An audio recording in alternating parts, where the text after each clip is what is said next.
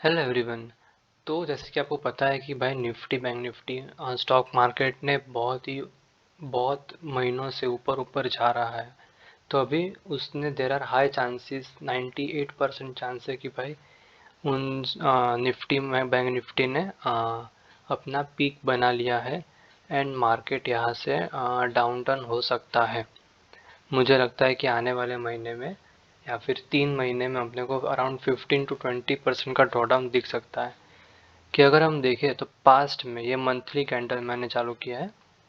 तो पास्ट में अगर देखें तो अगर 100% अप गया है तो वहाँ से अराउंड 15-20% ड्रॉडाउन आया है। 300% गया तो 60% जितना कुछ ड्रॉडाउन आया था। ये 2003, 4, 7 की बात है। एंड अभी अगर देखें तो कंटिन्यूसली यहाँ से अप जा रहा है। यहाँ पे अराउंड लाइक 200 to 20% मूव आया है। तो अपने को क्या कि भाई मिनिमम अपने को 20% का आने वाले 4 या 5 महीने में अपने को डाउन साइड के लिए दिख सकता है। तो अपने को इन्वेस्ट कहाँ पे करना चाहिए जब मार्केट पीक पे हो? तो there are various multi assets, there are various asset classes. एक है तो है फिक्स्ड इनकम, जो मार्केट ऊपर जाए नीचे जाए साइडवेज हो जाए कुछ फर्क नहीं पड़ता। अपने को 1 करोड़ अपने इन्वेस्ट किए तो उस पर अपने को 7% फिक्स रिटर्न मिलता ही रहेगा, मिलता ही रहेगा, मिलता ही रहेगा एवरी ईयर। ओके, सो ये फिक्स्ड इनकम होता है जिसको हम अगर अपनी रिटायरमेंट इनकम होती है तो अपने को क्या करना चाहिए कि शॉर्ट टर्म के लिए अपने को कोई पैसा चाहिए तो अपने को फिक्स्ड इनकम के लिए फिक्स्ड इनकम में रखनी चाहिए इन्वेस्ट। रियल एस्टेट क्या होता है कि भाई रियल एस्टेट में अपने को स्टॉक के साथ ही मूव करता है। अपने को ऐसे दिखाते कि भाई स्टॉक मार्केट को हेज करने के लिए रियल एस्टेट यूज़ होता है, बट वैसा नहीं होता है। रियल एस्टेट एंड इक्विटी का बहुत ही ज़्यादा हाई कोरिलेशन होता है। इक्विटी ऊपर गया तो देर आर हाई चांसेस कि भाई लोगों को लगता है कि भाई मार्केट ऊपर जा रहा है तो अपने रियल एस्टेट की वैल्यू भी ऊपर जाएगी, तो लोग परचेस परचेस करते रहते हैं and because of that real estate की वैल्यू ऊपर होती है। तो पीक पे तो कभी रियल एस्टेट को बाय करने का ही नहीं। देन आता है गोल्ड। अब गोल्ड होता है कि एक हेज इन्वेस्टमेंट। अब क्या होता है कि भाई इक्विटी एक ऐसा एसेट क्लास है कि जहाँ पे लोग ज़्यादा पैसा लगाते हैं कि भाई अपने को रिटर्न ज़्यादा मिले। अब क्या हुआ है कि भाई मार्केट बहुत ही टॉप बना दिया है। अब यहाँ से देयर आर हाई चांसेस कि भाई करेक्शन होगा एंड लोगों को भी पता है कि करेक्शन होगा। तो क्या होगा कि भाई अब यहाँ पे अपने को पैसा नहीं मिलेगा, इन्वेस्ट करेंगे तो अपने को रिटर्न्स नहीं मिलेगा। तो अपने को क्या है कि भाई यहाँ से पैसा निकाल के कोई सेफ साइड पे रखो कि जहाँ पे अपने को एक तो ड्रॉडाउन नहीं मिले, जहाँ पे अपने कैपिटल का इफेक्ट ना हो एंड प्लस पैसा सस्टेन रहे एंड बढ़े तो अच्छा है वैसा।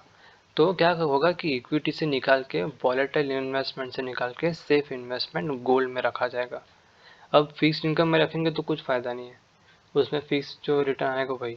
अपने को गोल्ड में रखेंगे तो क्या होगा कि टॉप में इक्विटी होता है तो सब वहाँ से अपना इन्वेस्टमेंट शिफ्ट करके गोल्ड में रखते हैं। अब गोल्ड में रखेंगे इन्वेस्टमेंट तो गोल्ड का प्राइस धीरे धीरे धीरे धीरे अप होगा। तो जिसने जल्दी अपना गोल्ड में इन्वेस्टमेंट रखा होगा उसको ज़्यादा बेनिफिट होगा जब दूसरे लोग मार्केट क्रैश में आएंगे गोल्ड में। तो क्योंकि क्या होगा कि बाद में लोग आएंगे तो गोल्ड का प्राइस ऑलरेडी धीरे धीरे ऊपर जाता रहेगा, तो जिसने बॉटम में बाय किया होगा उसको बहुत बेनिफिट हुआ होगा।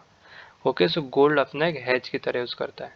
And then equity and cash equivalent के अपना पैसा हाथ में रखो, जब अपने को लगे अच्छी इन्वेस्टमेंट अपॉर्चुनिटी आ रही है तो इन्वेस्ट करो। ओके, तो मैं मेजर वही देख रहा हूँ कि भाई अभी इक्विटी से निकालो पैसा एंड गोल्ड में रखो। मुझे लग रहा है कि आने वाले 1 साल के अंदर ही गोल्ड अभी कुछ 72,000 है, पता नहीं, मैंने एग्जैक्ट देखा नहीं प्राइस, बट ये देर आर हाई चांसेस कि 90,000 to 1 लाख के अराउंड जा सकता है गोल्ड। क्यों? क्योंकि लोग अपने इक्विटी से पैसा निकाल के दूसरे एसेट क्लास में डालेंगे पैसा।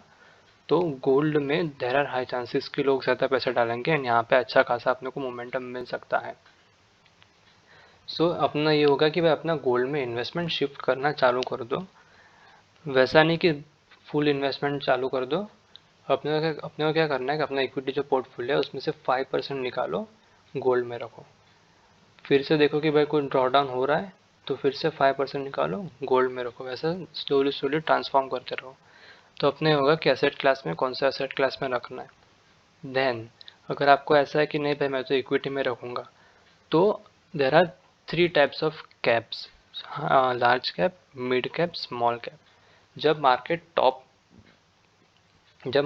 टॉप में होता है तो अपने को ज़्यादातर क्या होता है कि भाई स्मॉल कैप जब अप रैली होती है तब स्मॉल कैप बहुत ज़्यादा भागते हैं, लार्ज कैप भागते लेकिन इतना नहीं भागते। तो जब मार्केट पीक करता है तो गिरते भी स्मॉल कैप बहुत ही ज़्यादा है।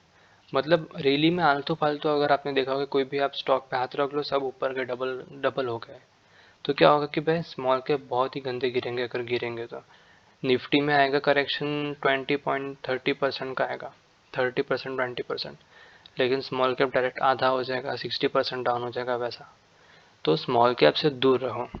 अपनी जो भी इन्वेस्टमेंट है देर आर उसको ज़्यादातर अपने लार्ज कैप में रखो, एंड लगे तो 20 या फिर 25% मिड कैप में, वो भी अच्छे स्टॉक्स में रखो कि भाई वो गिरेंगे तो सही। देखो मार्केट गिर रहा है तो ऐसा नहीं कि कोई भी स्टॉक नहीं गिरेगा, सभी स्टॉक गिरेगा, लेकिन क्या कि भाई कौन सा कम गिरेगा। तो स्मॉल कैप बहुत ज़्यादा गिरेगा बट लार्ज कैप गिरेगा लेकिन कम गिरेगा। तो अपने वेल्थ डिस्ट्रक्शन के देर आर लो चांसेस। तो अपने को क्या करना है, अपना जो भी इन्वेस्टमेंट है वो लार्ज कैप में शिफ्ट करना है 80% जितना, एंड 20% मिड कैप में अपने को रखना है, वो भी हाई क्वालिटी के बिजनेस कि जिसका आगे फ्यूचर हो या फिर अभी उसका प्रॉफिट्स एंड अर्निंग कैपेबिलिटी अच्छी हो। तो ओके, तो this was it for the video guys. अगर आपको अच्छा लगा वीडियो, अगर आपको इन्फॉर्मेशन अच्छी लगी हो तो प्लीज़ लाइक करना, शेयर करना एंड सब्सक्राइब करना।